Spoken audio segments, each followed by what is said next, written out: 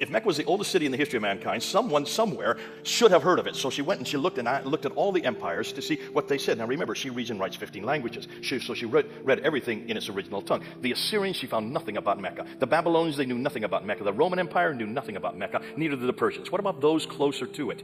Much closer, like the Nabateans. They knew nothing about Mecca. And the Sabaeans knew nothing. And neither did the Himyarites, or the Azdis, or the Kindas, or the Kedarites. None of these people, including the Nubians right across the Red Sea, none of them had heard of Mecca.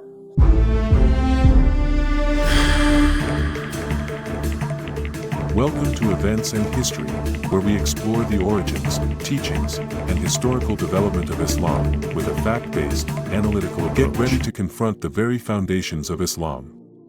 In this video, Dr. J. Smith presents 4 compelling reasons why Islam could not have originated in present-day Mecca. Although Islamic tradition identifies Mecca as the birthplace of Muhammad and the cradle of Islam, historical evidence paints a different picture.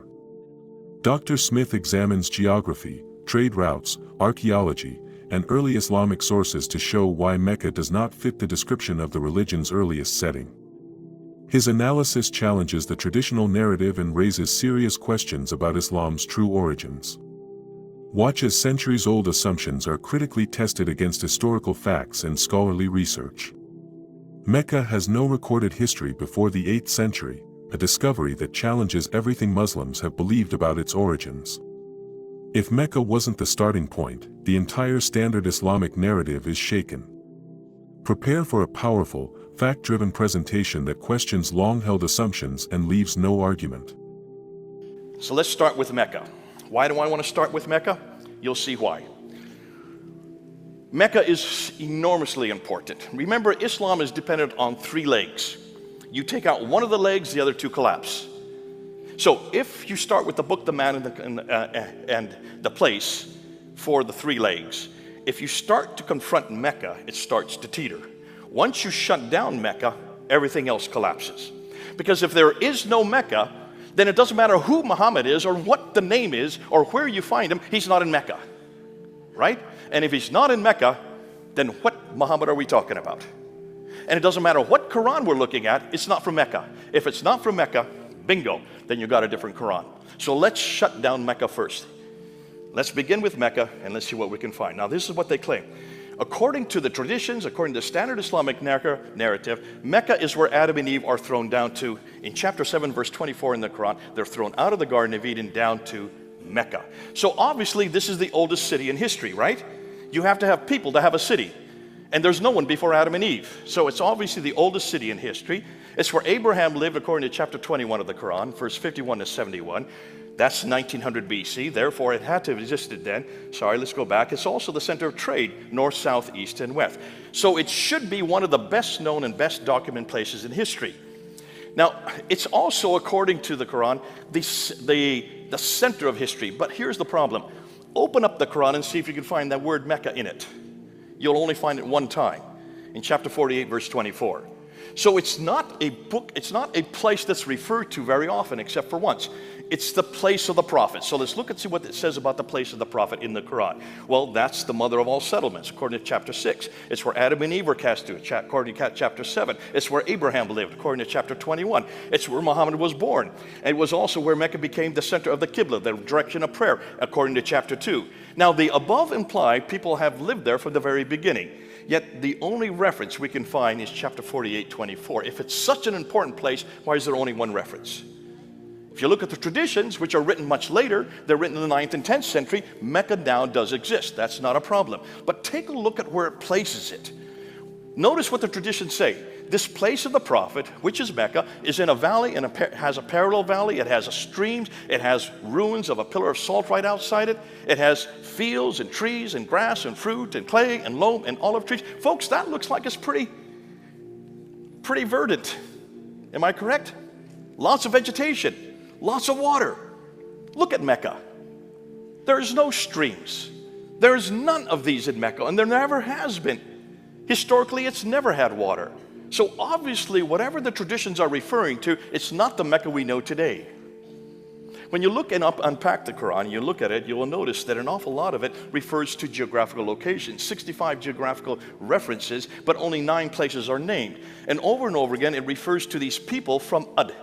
23 times these people from Ad, that's the biblical Uz. 24 times the people from Thamud, that would be the Nabateans. That's 7 times the people from Midian, they're the Midianites. But take a look on the map and see where they're all placed. They're up in Jordan. Mecca is at the very bottom of the map. Do you see it down there? There's 600 miles. If this prophet were having daily contact with these people from Ad Thamud in Midian, he'd have to have a helicopter or a jet to get up and back in 1,200 miles in just one day. They didn't have helicopters back then. Can you see a problem, folks? Obviously, whoever this prophet is who's having this relationship with all these people either had to live up there or this is nothing more than fiction. When we look at the prophets, prophet after prophet, Adam and Eve, Seth, Ishmael, Noah, Hud, Saleh, Queen of Sheba, Daniel, they were all buried in Mecca. Over almost 300 prophets are buried in Mecca. Now, when they're buried in a kneeling position so that they continue to be preserved in that kneeling position. If that were the case, then they still should be there today. Am I correct? So look at all the enormous amount of building that's going on around Mecca. That building that you see there, that tower, is the 4th highest building in the world. When you look at it, you will notice all the buildings around it. You have to have huge foundations in order to build something that high. As they're building these foundations, they should have come across one prophet. They haven't found one, suggesting that none of these prophets were buried there. If the above were true, this would mean that almost all of the Bible would have to be rewritten, as all of our prophets are 600 to 1,000 miles further south. So when is the first reference you can find to Mecca?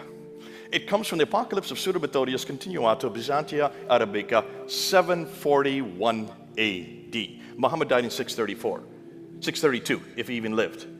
That's over 100 years later that we get the first reference of him. What about the maps? Is Mecca on any map?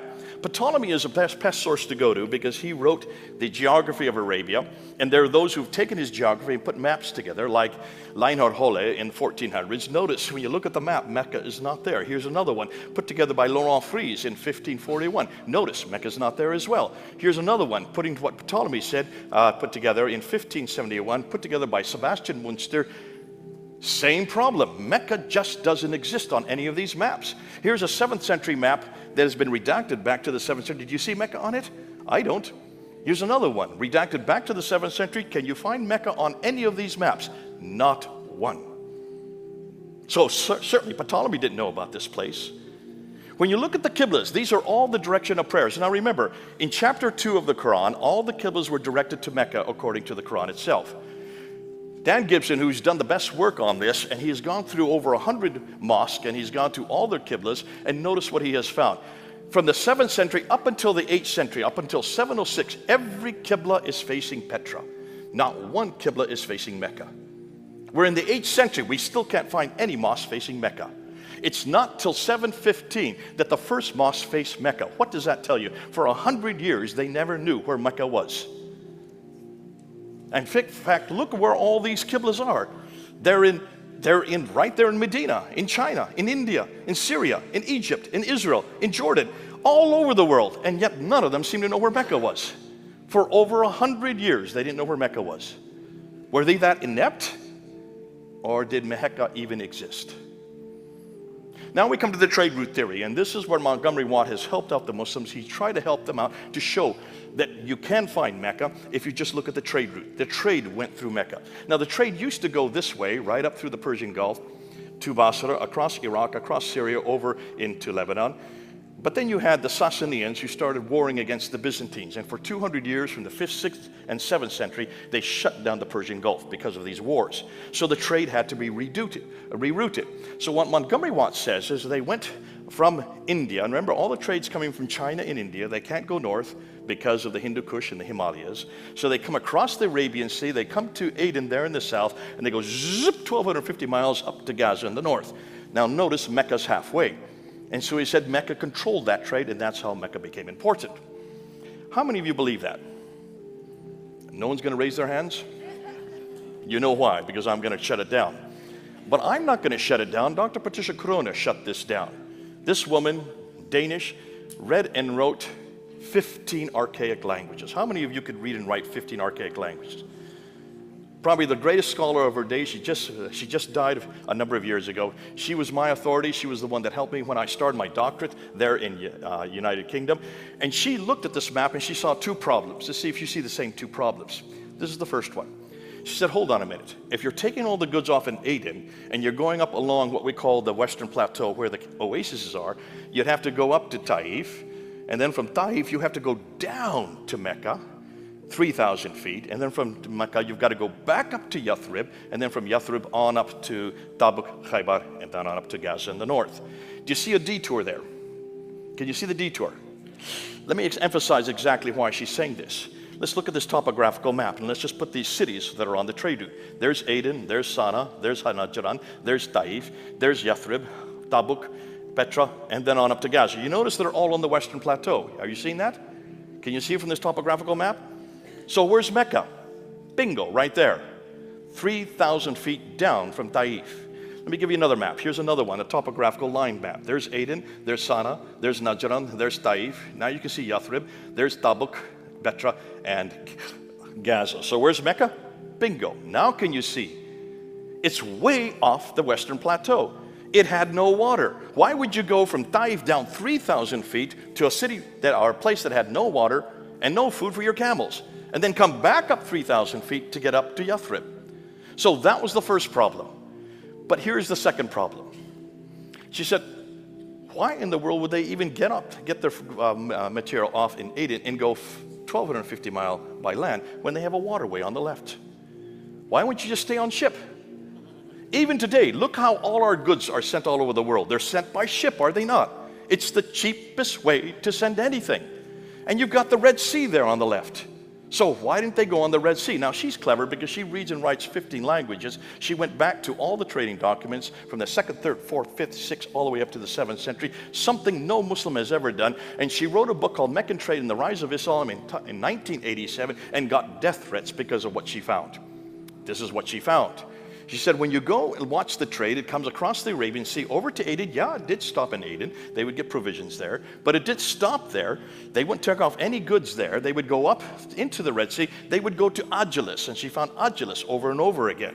And then from Agilis, went up the Red Sea, on up to Petra, and then from Petra to Gaza, and then from Gaza right across the Mediterranean world. That's what she found. But she didn't go far enough. That was in 1987. We have found something else. See, what she didn't realize is what part of the Red Sea and what side of the Red Sea did they go up?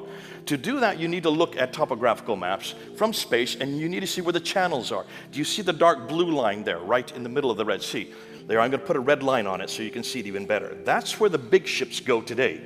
But back in the 7th century, they didn't have big ships. So where did they go? They went where the orange lines are, the golden lines. Those are the channels that the boats use. Notice they're not on the Arabian side, they're on the African side. Am I correct? So, unlike the East Arabian shore, which was arid and dry with no fresh water and thus few people, the West African shore had plenty of fresh water and had larger populations. What's more, the West Coast had easily accessible ports. We know their names. Here they are. The ports along them are Asab, Agilis, continue on Suakin, Berenice, and Safaga. Look at the dates. They all predate Islam. Notice they're all 1 day's boat ride apart. So they would go in every night to shelter. These have been around since the 3rd century BC. On the Red Sea side, on the Arabian side of the Red Sea, the only port that we know of is called Yanbu, which supported Yathrib. So what about Jeddah, which supports Mecca? Muslims have always asked me, well, then didn't Jeddah exist also? Dr. John Halting, who is the world authority on Jeddah, wrote his book on it. And if you look at his book, he says Jeddah did not exist until the 8th century AD. It was created because Mecca was created. Mecca had no water, therefore it needed provisions. That's why they created Jeddah. Therefore, since there was nothing, let's get rid of Jeddah and Mecca. Boom, they go off the screen. Without Jeddah, without Mecca, what happens to Islam? A big red X. Well then, what about the civilizations? Maybe they knew about this place. Let's ask, and Dr. Patricia Conan went around, she asked this question.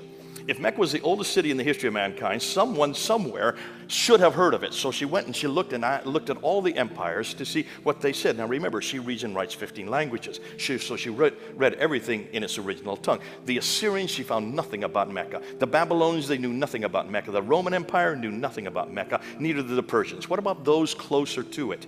Much closer, like the Nabateans. They knew nothing about Mecca. And the Sabaeans knew nothing, and neither did the Himyarites, or the Azdis, or the Kindas, or the Kedarites. None of these people, including the Nubians right across the Red Sea, none of them had heard of Mecca. Not one word. All the way up until the 8th century. What does that say about Mecca to you folks? If it is the center of history, if it's the oldest city in history, if it's where Abraham lived, if all the trade now, north, south, east, west, is going through it, why had no one heard of it? Well, what about the other cities that were in that area? Let's ask and see if they are, because there are a lot of cities in that area, or towns, not really cities, they're hamlets. And let's see if history knows about them. Let's look at Najran, which is about 400 miles south of it, a small little town. But Strabo talks about it, Pliny the Elder talks about it, Ptolemy talks about it, Aretas, all of it, it's well known. What about Sana and Taif and Yathrib and Khaybar that are right near Mecca? Yes, they're well known. The Greeks talk about it from the 6th century BC. They refer to these places. Mamre. Pliny has a whole book written on the history of it. Petra. Zukowski has written an entire book on the history of Petra. Maghrib, where Muhammad Mariktan has written another history on it. Why are all these insignificant towns referred to, but not one of them referred to Mecca? I'll tell you why. To know why, take a look at a map and you'll see why. Look at those 4 maps. Those are 4 topographical pictures of Arabia. And what do you notice about Mecca and Medina? Well, the central part where Medina and Mecca are is the desert, right? Where there's the desert, there's no water. Where there's no water, there's no food. Where there's no food, there's no people. Where there's no people, there's no towns. Where there's no towns, there's no cities. Where there's no cities, there's no civilization. Where there is no civilization, there is no history. It's as simple as that. How long did it take me to say that? 10 seconds. And you can do the same. You have to have water, folks. If there's no water, there's no history. That's why it was called Patria Deserta by the Romans. It's always been a desert. That's why none of the prophets could have come there. Nobody has ever heard of it. Just like Mars, without water, there's no point even going there. But we have to go there. Let's go to the Hajj. Because the Hajj is where you need to find out. If the Hajj has been there from the very beginning, then it should be also archaic. It should be the center of history. Am I correct? When you go to the Hajj, and those of you who can't go because you're not Muslims, but you go and you circumambulate that square building called the Kaaba 7 times. Why do you circumambulate 7 times going counterclockwise? Good question. I'm going to tell you. To do that, you need to go to Petra. Petra also has a Kaaba that you circumambulate 7 times going counterclockwise. Why does it have a Kaaba? Well, you need to go to this city. Do you recognize it? Jerusalem. You've got to go back to Jerusalem that also have a Kaaba. Remember, Kaaba means square in Arabic. It also means square in Hebrew. And the Kaaba in Hebrew was the Holy of Holies. And the Jews would circumambulate it 7 times going counterclockwise because of Jericho. God told them to do it 7 times going counterclockwise. They still did it as a pilgrimage to Jerusalem. Therefore, the Kaaba that was in Mecca comes from Jerusalem. It gets better than that. After they circumambulate 7 times, they then run back and forth between Safa and Marwa, the 2 mountains that are there. Take a look. Do those look like mountains to you? They're only about 20 feet high. You can climb on them as kids. Those are not mountains. Those are rocks. They're called Marwa and Safa, and the Muslims run back and forth 7 times. Why? Because Hagar is in the desert. She's thrown out of Mecca by Abraham, who's living in Mecca. She runs out of water. She needs to find water for Ishmael. She runs back and forth 7 times between 2 mountains. Folks, those don't look like mountains to me. In fact, hold on a minute. They're only 100 feet away from the Kaaba, which is in the center of Mecca. If she's out in the desert and she can't find water, then what is she only doing 100 feet away? Why doesn't she just knock on any door and get some water from the neighbors? Can you see there's a problem here, folks? This is not the original Marwa and the original Safa. This is nothing more than a facsimile. This is nothing more than when you go to Las Vegas, you'll see an Eiffel Tower there, right? That's not the original Eiffel Tower. You'll see a pyramid there. That's not the original pyramid. They're nothing more than facsimiles. That's what you're looking at. So where is the original Marwa and Safa?